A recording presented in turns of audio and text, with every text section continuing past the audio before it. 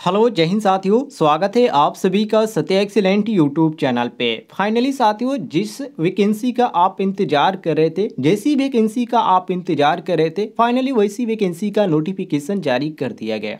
ये वैकेंसी आपकी निकल के आ रही है Orissa hydro power corporation limited की तरफ से, जिसमें गवर्नमेंट जॉब के अंतर्गत ये नोटिफिकेशन जारी किया गया है, जिसके बारे में आपको फुल डिटेल्स में बताएंगे। ये वैकेंसी में कौन कौन से छात्र फॉर्म को अप्लाई कर पाएंगे, इस फॉर्म को भरने की तिथि क्या है और इसकी अंतिम तिथि क्या है, कितने उम्र के छात्र इस फॉर्म को अप्लाई कर पाएंगे। उससे पहले मैं आपको बता दूं, बहुत सारे छात्र नोटिफिकेशन को कहते हैं कि सर हमें नोटिफिकेशन प्राप्त नहीं हो पाता है। तो देखिए, आप टेलीग्राम ग्रुप ज्वाइन कर लीजिए। टेलीग्राम पर आपको यहाँ पर ऊपर देखने को मिल जाएगा TNE 2022 कॉपी PDF। इस पर क्लिक करके जैसे आप क्लिक करेंगे तो ये देखिए नोटिफिकेशन आपके सामने आ जाएगा और यहाँ से आप इसको नोटिफिकेशन को डाउनलोड कर पाएंगे। तो नोटिफिकेशन भी आप डाउनलोड करिएगा टेलीग्राम ज्वाइन करके।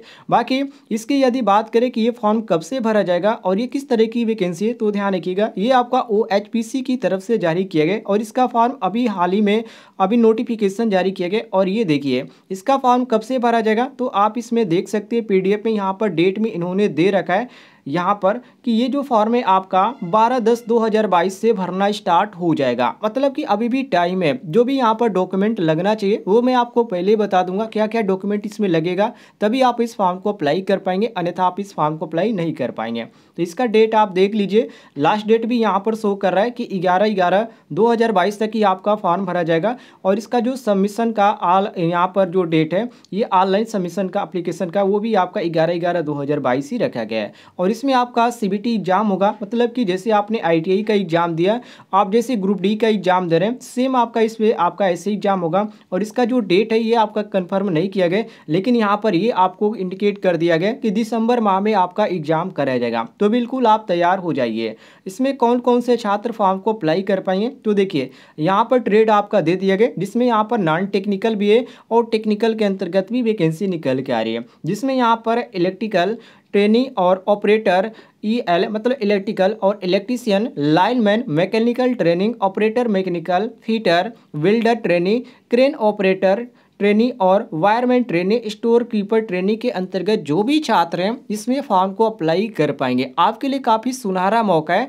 ITI छात्रों के लिए। अब इसमें यहाँ पर बात करते हैं कितनी उम्र के छात्र इस फॉर्म को अप्लाई कर पाएंगे। तो जैसे आप यहाँ पर नीचे आएंगे स्क्रॉल करते हुए, तो आपको उम्र के बारे में यहाँ पर जानकारी दी गई कि कितने उम्र के इस छात्र इस फॉर्म को अप्लाई कर पाएंगे। तो देखिए यहाँ पर एज वाले हेडिंग के नीचे आप देखेंगे तो आपको देखने को मिल जाएगा, इसमें आपकी उम्र जो होनी चाहिए 18 से 38 वर्ष होनी चाहिए।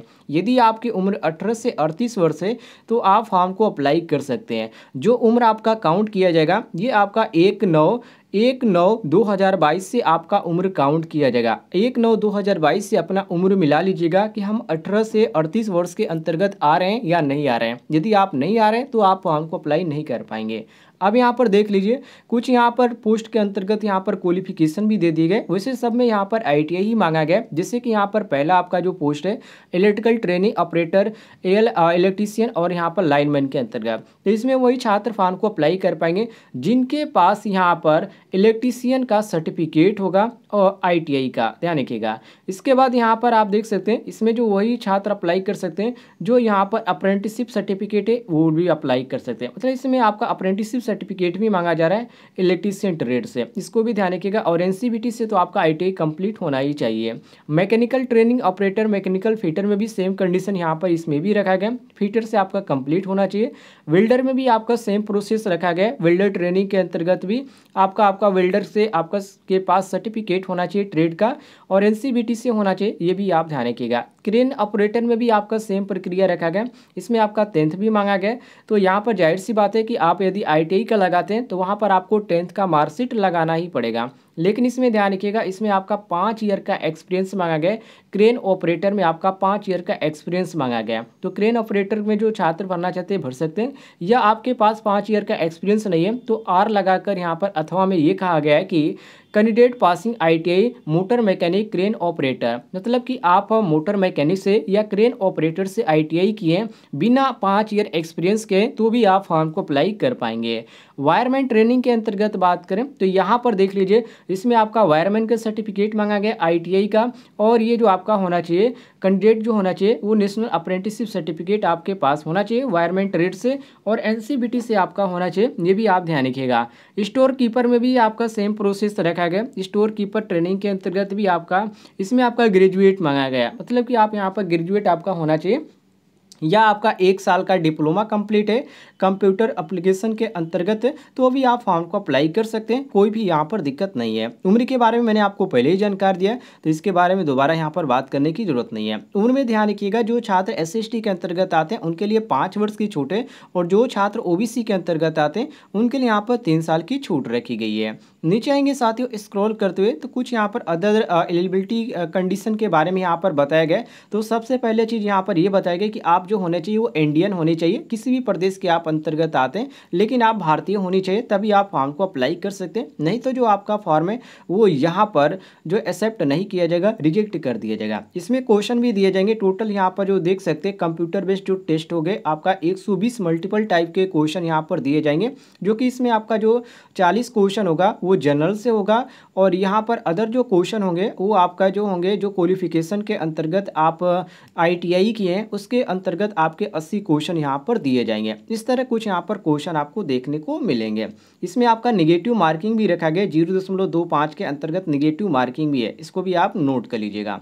नीचे आ जाएंगे साथियों तो यहाँ पर सेंटर ऑफ एग्जामिनेशन के बारे में बताया गया। तो इसका जो सेंटर रखा गया यहाँ पर भुवनेश्वर यहाँ पर रखा गया है, और इसके बाद यहाँ पर कोटक रखा गया है, रुकरेला रखा गया है, और समलपुर रखा गया है, ब्रह्मपुर रखा गया और बलेश्वर रखा गया, और भी यहाँ पर जो सेंटर है जो ETC लगाकर यहाँ पर कंफर्म कर दिया कि इत्यादि और भी सेंटर इसमें शामिल है। तो फॉर्म भरेंगे तो सारे सेंटर आपको दिखाया जाएगा, जहाँ पर आप सेंटर सेलेक्ट करते हैं उसके अंतर्गत ही आपको एग्जाम देना पड़ेगा।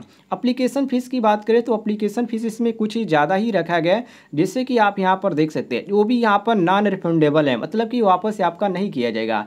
500 रुपये इसमें फीस है। जी हाँ, जो छात्र फॉर्म को अप्लाई करना चाहते हैं वो ध्यान से सुन लीजिएगा, 500 रुपये आपका फीस है। और ये जो आपका रखा गया केवल SC/ST जनरल और OBC छात्रों के लिए रखा गया, क्योंकि SC और ST के लिए यहाँ पर कोई भी यहाँ पर फीस नहीं रखा गया, इसको आप ध्यान रखिएगा। और पेमेंट करने का बहुत सारे तरीका है, तो आप किसी भी अंतर्गत आप इस पेमेंट कर सकते हैं, क्रेडिट कार्ड, डेबिट कार्ड या नेट बैंकिंग के थ्रू आप किसी भी अंतर्गत इसका पेमेंट कर सकते हैं, कोई भी दिक्कत नहीं है। कुछ यहाँ पर जनरल इन्फॉर्मेशन यहाँ पर दे रखा है, इसका यहाँ पर गाइडलाइन है, तो इसको आप जब सेलेक्ट होंगे तो सारी जानकारी आपको देखने को मिलेगी। इसमें यही कहा गया है कि आप यहाँ पर डिग्री या ITI सर्टिफिकेट आपके पास है तो आपका रेगुलर होना चाहिए, रेगुलर बेसिस पे होना चाहिए, तभी आप फॉर्म को अप्लाई कीजिएगा। बहुत सारी इसमें गाइडलाइन है, जो कि इसमें जो मैंने मैं आपको बता देता हूँ। नीचे आएंगे साथियों स्क्रॉल करते हुए तो फॉर्म को कैसे अप्लाई करना है। वैसे ये जो फॉर्म है अभी अप्लाई नहीं किया जा रहा है, आप कहेंगे तो मैं इस पर एक वीडियो बना दूंगा कि कैसे मोबाइल के द्वारा अप्लाई किया जाता है। इसका यहाँ पर दे दिया गया लिंक, जो कि OHPC LTD, जो कि मैंने आपको वेबसाइट यहाँ पर दिखाया था, यहाँ से ही आपका फॉर्म अप्लाई किया जाएगा। OHDC के अंतर्गत अर्थात Orissa hydro power corporation limited के अंतर्गत यहाँ से आपका एक लिंक एक्टिव किया जाएगा, और जहाँ से आप फॉर्म को अप्लाई कर पाएंगे। बाकी इसमें और भी कोई जानकारी नहीं दी गई है। नीचे आप स्क्रॉल करते हुए आएंगे तो आपको फोटो को साइज यहाँ पर बताया गया कि कितने KB से कितने KB तक ये आपका फोटो अपलोड होगा, सिग्नेचर आपका कितने KB से कितने KB तक होगा, इसका यहाँ पर कितना साइज होगा, ये सब बताया गया है। अब यहाँ पर देखिए जो छात्र फॉर्म भरना चाहते हैं उनको क्या क्या यहाँ पर डॉक्यूमेंट यहाँ पर लेके अपलोड करना पड़ेगा। देखिए इसमें आपका 10वीं का मार्कशीट रहेगा, दूसरी बात ITI का मार्कशीट रहेगा, इसमें सर्टिफिकेट और मार्कशीट दोनों रहेंगे। यदि आप ग्रेजुएशन पे फॉर्म को अप्लाई करें तो ग्रेजुएशन को भी आपको अपलोड करना पड़ेगा। इसके बाद सर्टिफिकेट ऑफ डिप्लोमा, मतलब कि इसमें कुछ ऐसे पद में जिसमें डिप्लोमा के छात्र भी अप्लाई कर सकते हैं, तो इसमें डिप्लोमा का भी आपका सर्टिफिकेट का जिक्र किया गया। इसके बाद आपका जाति प्रमाण पत्र होना चाहिए जो छात्र SC/ST के अंतर्गत आते हैं। इसके बाद यहाँ पर फिजिकली आपका होना चाहिए, जो कि PS सर्टिफिकेट आपके पास होना चाहिए।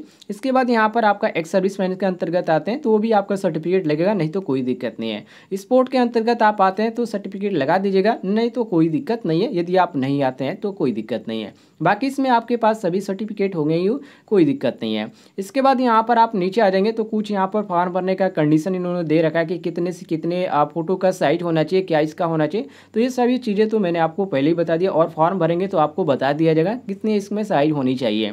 इसके बाद यहाँ पर देखिए वेबसाइट लिंक ओपन जो आपका होगा 12/10/2022 को होगा, और लास्ट डेट जो इसका पेमेंट का रखा गया 11/11/2022 रखा गया, और लास्ट डेट आप सबमिशन आप ऑनलाइन अप्लीकेशन इनकम्प्लीट से जो होगा वो आपका 11/11/2022 ही रखा गया। एग्जाम जो आपका कराया जाएगा दिसंबर माह में कराया जाएगा, तो आपको कोई भी घबराने की जरूरत नहीं है। जानकारी पसंद आती है तो वीडियो पर लाइक कीजिएगा और नोटिफिकेशन टेलीग्राम से डाउनलोड कर लीजिएगा, या वेबसाइट का लिंक आपको इस वीडियो के डिस्क्रिप्शन में मिलेगा, वहाँ से आप आसानी से इसका नोटिफिकेशन और अप्लाई करने का लिंक जैसे ही एक्टिव होता है वहाँ पर आपको मिल जाएगा।